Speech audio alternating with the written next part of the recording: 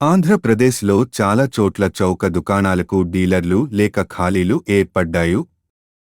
ఇంకా కొన్ని చోట్ల కొత్త చౌక దుకాణాలను ఏర్పాటు చేయాల్సిన అవసరముందని civil supply minister Nadendla Manohar garu తెలిపియున్నారు. అందులో భాగముగా ఆంధ్రప్రదేశ్లోని వివిధ జిల్లాలలో ఖాళీగా ఉన్న చౌక దుకాణాలను భర్తీ చేసేందుకు ప్రభుత్వం నిర్ణయం తీసుకొంది. వీటిని రెవెన్యూ డివిజన్ల వారీగా పోస్టులు భర్తీ చేస్తున్నారు. ప్రస్తుతం కొన్ని రెవెన్యూ డివిజన్లలో చౌక దుకాణాల భర్తీ ప్రక్రియను మొదలుపెట్టారు. డిసెంబర్ 29వ తేదీన కడప రెవెన్యూ డివిజన్లో చౌక దుకాణాల భర్తీకి నోటిఫికేషన్ ఇచ్చారు.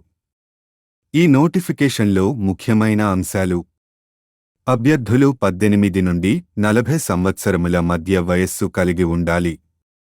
పురుషులు, మహిళలు ఇద్దరూ అర్హులే. ఖచ్చితముగా ఇంటర్మీడియట్ పాస్ అయ్యి ఉండాలి. ఆ పైన చదివిన వారు కూడా అర్హులే. చౌక దుకాణాలను క్యాస్ట్ ప్రకారము ఖాళీలు ఇవ్వడము జరుగుతుంది. వాటి ఆధారముగా ఆ క్యాస్ట్ వారు మాత్రమే అప్లై చేసుకోవాలి. దరఖాస్తు చేసుకొనే వారు ఖచ్చితముగా స్థానికులై ఉండాలి.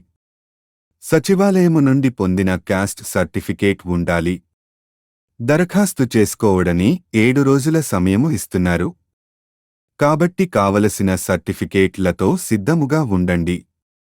అతి త్వరలోనే మీ రెవెన్యూ డివిజన్లో కూడా చౌక దుకాణాల భర్తీకి నోటిఫికేషన్ రావచ్చు.